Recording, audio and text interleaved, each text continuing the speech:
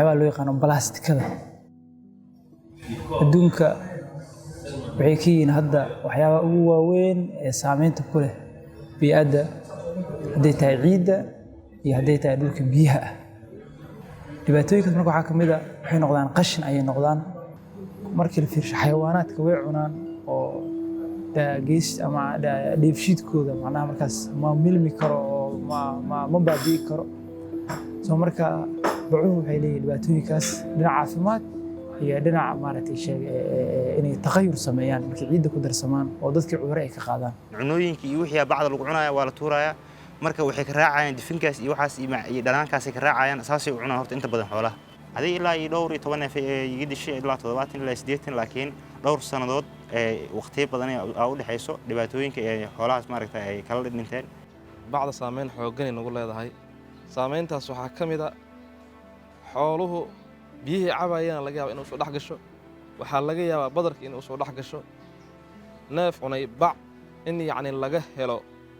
maaragtay caano iyo hilib aad u yartaa maxaa yeelay neefkii waxa weeyaan mandhicirihii ayuu maaragtay oo bacda isku xirtay inta badan anaga waxaan sameynaa waan iska qalnaaho in muddo 5 sano 6 sano ka bacdi inaan qalno maaragtay oo maaragtay u dhamaanaya maxaa yeelay neef aan laga helin cad iyo caanaba laga helayn wuxuu u dhamaanaa marka dambe in maaragtay la iska qalo deegaanka waxaa loo ilaalin karaa in laga hayo ama laga ilaaliyo waxyaabaha dhibaya marka farsamooyin ayaa jira haddii la yiraahdo waxaas hal la joojiyo waxa laga yaabaa in aysan dadkii joojin sababtoo ah wixii waa loo baahan yahay laakiin laba arrimood ayaa dhici karta mid waxa waaye in wixii wax ka fiican booska la soo geliyo oo maalan dadkii inay ku soo adeegtaan ay u baahan yihiin nuucyo kala gedisan ayaa jira oo dambiilaha ka samaysan marada in lagu adeegto marada waxa waaye 3 sano ayay ciiddu ku cunaysaa way sahlan tahay ama 2 sano meelaha qaarkood